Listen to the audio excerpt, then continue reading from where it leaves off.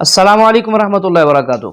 Guys, Indian Hindu पंडित अनिरुद्धाचार्य एक दफा फिर बेनकाब हो गया जब उससे हिंदू लड़की ने बड़े मजमे में यह सवाल किया कि आप तो कहते हैं कि गोश्त, लहसुन और प्याज खाना हराम है और हिंदुओं की किताबों में लिखा हुआ है कि ये चीजें खा सकते हैं। तो इस पर उससे कोई जवाब ना बन सका। आइए ये वीडियो देखिए और इस पर सुनते हैं डॉक्टर जाकिर नाइक साहब से। दिलचस्प तकरीर है, वीडियो में हमारे साथ आखिर तक रहिएगा। पूछना था कि यथार्थ गीता में लिखा हुआ है कि प्याज, लहसुन, मांस, मछली तमसी भोजन नहीं है। हाँ, तमसी नहीं है। तामसी नहीं, ऐसा लिखा है? हाँ, यथार्थ गीता में लिखा हुआ है महाराज जी। कहाँ है यथार्थ गीता? प्रश्नोत्तरी में सारे लोग सुन रहे हैं और उसमें ना सारे लोग वही पूछे कि अपने गुरु जी से पूछ के आना। आपकी अभी प्रश्नोत्तरी भी सब लोग सुन रहे हैं। इसमें ऊपर लिखा है दुम्बा चीनियों को मेंढक, तो दूसरी ओर ध्रुव जैसे ठंडे प्रदेशों में मांस बिना गुजारा नहीं है ना? रूस और मंगोलिया के आदिवासी खाद्य में घोड़े इस्तेमाल करते हैं। यूरोपवासी गाय तथा सुअर दोनों खाते हैं। फिर भी विद्या, बुद्धि, विकास तथा उन्नति में अमेरिका और यूरोपवासी प्रथम श्रेणी में गिने जा रहे हैं।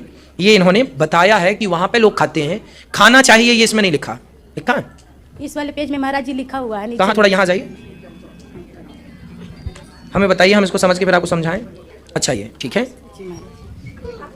हे अर्जुन, जो यज्ञ केवल दंभाचरण के लिए हो या फल को उद्देश्य बनाकर किया जाता हो, उसे राक्षस यज्ञ जान। यह करता यज्ञ की विधि जान, किंतु दंभाचरण या फल के उद्देश्य बनाकर करता है कि अमुक वस्तु मिलेगी तथा लोग देखें कि यज्ञ करता है, प्रशंसा करेंगे, ऐसी यज्ञ करता वस्तुतः राजसी और तामस। इसमें नहीं लिखा। ये आप पहले पढ़ लीजिए, फिर मेरे को बताइए।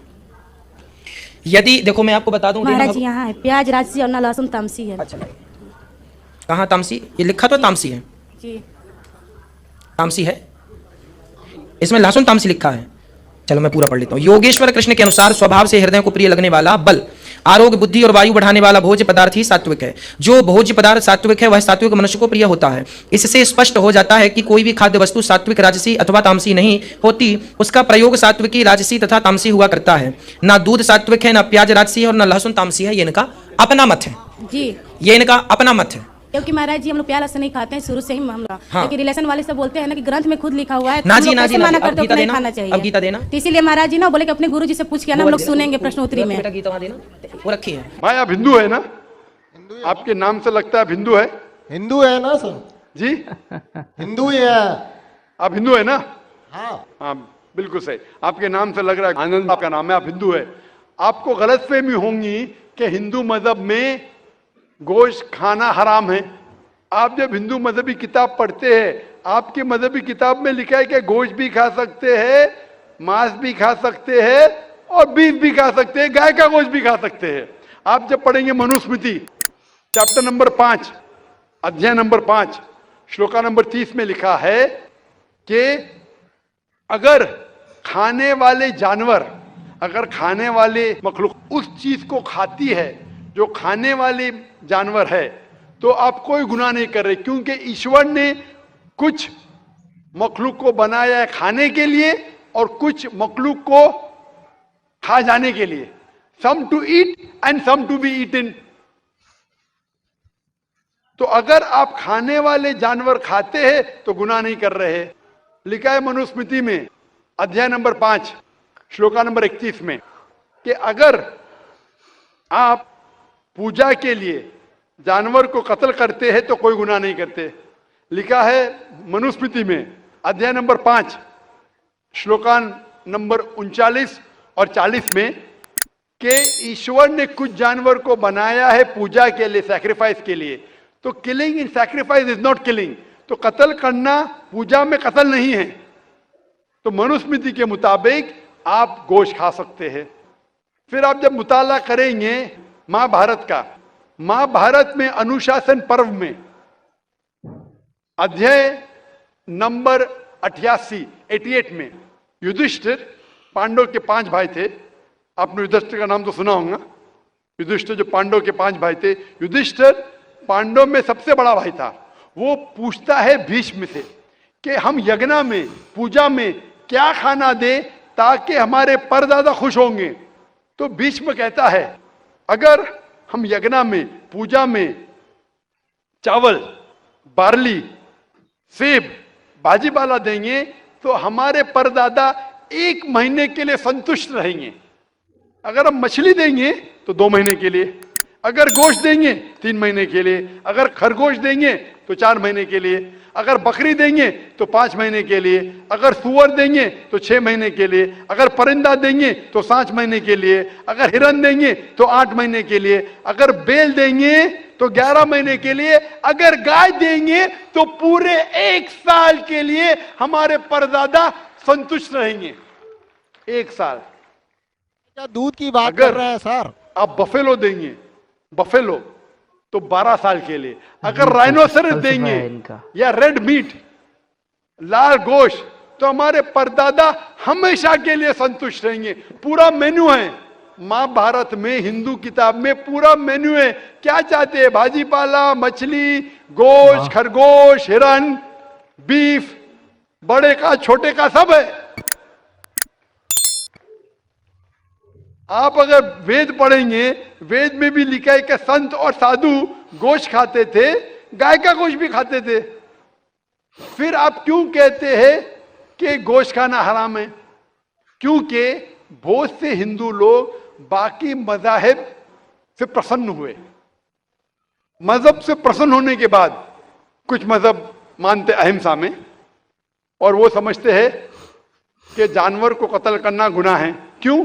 क्योंकि जानवर में जान है, बाजी पाला में जान नहीं है, पेड़ पौधों में जान नहीं, इसलिए बाजी पाला खाना गलत नहीं है, लेकिन जानवर खाना गलत है। आज साइंस तरक्की कर चुका है और हम जानते हैं कि पेड़ पौधों में भी जान है, तो उनकी लॉजिक जरा बदल गई। हाँ जाकिर भाई, हम जानते हैं पेड़ पौधों में जान है, लेकिन पेड़ पौधे उनको दर्द का एहसास नहीं है, उन्हें दर्द नहीं होता। पेड़ पौधों को दर्द नहीं होता है और जानवर को दर्द होता है, इसीलिए जानवर खाना बड़ा गुनाह है, पेड़ पौधे खाना कम गुनाह है। आज साइंस फिर से तरक्की कर चुका है। तरक्की करने के बाद साइंस ये कहती है कि पेड़ पौधों को भी दर्द होता है, लेकिन उनकी दर्द की आवाज आपको सुनाई नहीं देती। हम इंसान सिर्फ 20 साइकिल्स और 20,000 साइकिल्स के दरमियान फ्रीक्वेंसी में सुन सकते, इसके नीचे इसके ऊपर नहीं सुन सकते। वो चीखते हैं लेकिन हमें उनकी आवाज सुनाई नहीं देती। तो एक शख्स ने मुझसे सबसे ज्यादा बहस किया और कहा कि जाकिर भाई, मैं मानता हूं कि पेड़ पौधों में जान है, पेड़ पौधे को दर्द होता है, लेकिन पेड़ पौधों में सिर्फ 2 या 3 सेंसेस है, जानवरों में 5 सेंसेस है, इसलिए जानवर का कत्ल करना बड़ा गुनाह है। तो मैंने उससे पूछा कि अगर आपका भाई पैदा होता है 2 सेंसेस कम के साथ, वो सुन नहीं सकता है और बात भी नहीं कर सकता है, गूंगा है और बहरा है, जब वो बड़ा होता है और अगर कोई इंसान उसका कत्ल करता है, तो क्या आप जाके कहेंगे जज से, मिलॉर्ड कातिल को कम सजा दो क्योंकि मेरा भाई गूंगा था, बहरा था, वो सुन नहीं सकता था, बात नहीं कर सकता था? आप तो कहेंगे कातिल को डबल पनिशमेंट दो, मेरा भाई तो मासूम था, ना सुन सकता था ना बात कर सकता था। इस्लाम में 2 सेंसेस लेस और 2 सेंसेस मोर नहीं। इस्लाम में अल्लाह ताला फरमाते सूरह बकरा में सूरह नंबर 2 आयत नंबर 168 में 168 में, eat of the good things which Allah has provided you, जो अच्छी चीज आपको आपके अल्लाह ने दी है उसको आप खा सकते हैं। तो आप अगर मुताला करेंगे मजहबी किताबों का और साइंस का, गोश्त खाना कोई गलत नहीं है। और मुझे खुसूसन कोई गिला शिकवा नहीं अगर गैर मुस्लिम, अगर हिंदू गोश्त नहीं खाते, मुझे कोई गिला शिकवा नहीं, क्योंकि अगर सब हिंदुस्तानी गोश्त खाने लगेंगे तो हिंदुस्तान में गोश्त का भाव बढ़ जाएगा। आज महंगाई का जमाना है, पेट्रोल का भाव बढ़ रहा है, सब हिंदुस्तानी गोश्त खाने लगेंगे तो गोश्त का भाव भी बढ़ जाएगा। तो मुझे कोई गिला शिकवा नहीं आप अगर गोश्त नहीं खाते, लेकिन अगर आप ये कहेंगे कि गोश्त खाना गलत है तो आपको आपकी मजहबी किताबों के बारे में नहीं पता है और साइंस का भी नहीं पता है। अगर आप कहेंगे किसी की जान नहीं लेना चाहिए तो आप 2 मिनट भी जी नहीं सकते। हम जो सांस ले रहे हैं ये जर्म्स है, जर्म्स में भी जान है, आप सांस लेने से उनका कत्ल कर रहे तो आप जी नहीं सकेंगे। इस्लाम में यह है कि जो चीज की इजाजत है वो आप खा सकते, जो हराम है उसको नहीं खाना चाहिए। Hope the answer the question. भाई साहब आनंद जी, कि एक मुसलमान अच्छा मुसलमान रह सकता है 100% शाकाहारी होने के बाद भी। A Muslim can be a good Muslim even by being a pure vegetarian. शुद्ध शाकाहारी होने के बाद भी एक मुसलमान 100% अच्छा मुसलमान रह सकता है। लेकिन क्योंकि अल्लाह सुब्हानहू व तआला हमारा रब, हमारा खालिक, कुरान मजीद में अल्लाह ताला फरमाते हैं, सूरह माइदा में सूरह नंबर 5 आयत नंबर 1 में अल्लाह ताला फरमाते कि आप उन 4 पायों जानवरों का गोश्त खा सकते हैं जिनकी हमने इजाजत दी है। अल्लाह ताला फरमाते सूरह नहल में सूरह नंबर 16 आयत नंबर 5 में कि आप कैटल का गोश्त खा सकते हैं। कुरान में जिक्र आता है सूरह मोमिनून में सूरह नंबर 23 आयत नंबर 21 में कि आप कैटल में से आपको मिलता है दूध, उनमें से मिलती है आपको गर्मी और आप इनका गोश्त खा सकते हैं। तो जब अल्लाह सुब्हानहू व तआला हमारा खालिक, हमारा मालिक कहता है कि आप गोश्त खा सकते, तो क्यों हमें नहीं खाना चाहिए? मैं आपको कोशिश करूंगा बताने के लिए कि आज की साइंस ये कहती है कि हमारे जिस्म में हमको प्रोटीन की जरूरत है, कम से कम 23 एमिनो एसिड की जरूरत है। यही 23 में से 8 एमिनो एसिड हमारे जिस्म में नहीं बनते। उसके लिए फर्ज है कि ये हमारे खाने में हमें ये अमीनो एसिड मिलना चाहिए। कोई भी शाकाहारी, कोई भी भाजी पाला नहीं है जिसमें आटों के आटो अमीनो एसिड मौजूद है। फ्लैश में, गोश्त में आटो अमीनो एसिड मौजूद है। इसे साइंस कहती है कंप्लीट प्रोटीन, कंप्लीट फूड। आज साइंस ये कहती है कि फ्लैश फूड में, गोश्त में प्रोटीन है, नियासिन है, विटामिन B1 है, इससे सेहत अच्छी बनती है।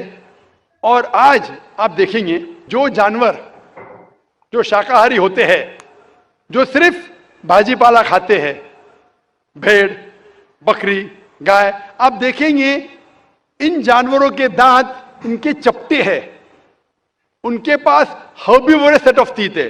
ये सिर्फ भाजी पाला खाते, गोश्त खा ही नहीं सकते। जब आप देखेंगे मांसाहारी जानवर के दांत, शेर बब्बर, चीता, उनके नोकीली दांत होते हैं। ये सिर्फ गोश्त खाते हैं, भाजी पाला खा ही नहीं सकते। जब आप अपने दांत आईने में देखेंगे तो भगवान ने, ईश्वर ने, हमारे खालिक ने हमें दोनों दांत दिया है, चपटे दांत भी दिया है और नोकीले दांत भी दिया है। अगर हमारा ईश्वर चाहता था कि हम सिर्फ भाजी पाला खाए तो ये नोकीले दांत क्यों दिया? गोश्त खाने के लिए। आज की साइंस कहती है कि जो डाइजेस्टिव सिस्टम है हर्बीवोरस एनिमल का, गाय, भेड़, बकरी के, वो सिर्फ भाजी पाला डाइजेस्ट कर सकते, गोश्त को डाइजेस्ट कर ही नहीं सकते। जो डाइजेस्टिव सिस्टम कार्निवोरस एनिमल का है, चीता, शेर बब्बर, ये सिर्फ गोश्त डाइजेस्ट कर सकते, भाजी पाला नहीं। लेकिन हम इंसानों को अल्लाह ताला ने, हमारे ईश्वर ने स्मॉल इंटेस्टाइन भी दिया है, बिग इंटेस्टाइन भी दिया है। हम भाजी पाला भी डाइजेस्ट कर सकते, गोश्त भी डाइजेस्ट कर सकते। अगर हमारा ईश्वर चाहता था कि हम सिर्फ भाजी पाला खाए तो हमें ये डाइजेस्टिव सिस्टम क्यों दिया जो गोश्त को भी डाइजेस्ट कर सकता है? तो साइंटिफिकली हमारा जिस्म हमारे ईश्वर ने ऐसा बनाया है कि हम भाजी पाला भी खा सकते हैं, गोश्त भी खा सकते हैं। और बहुत लोगों को गलत फहमी है कि हिंदू मजहब में गोश्त खाने की ममानियत है।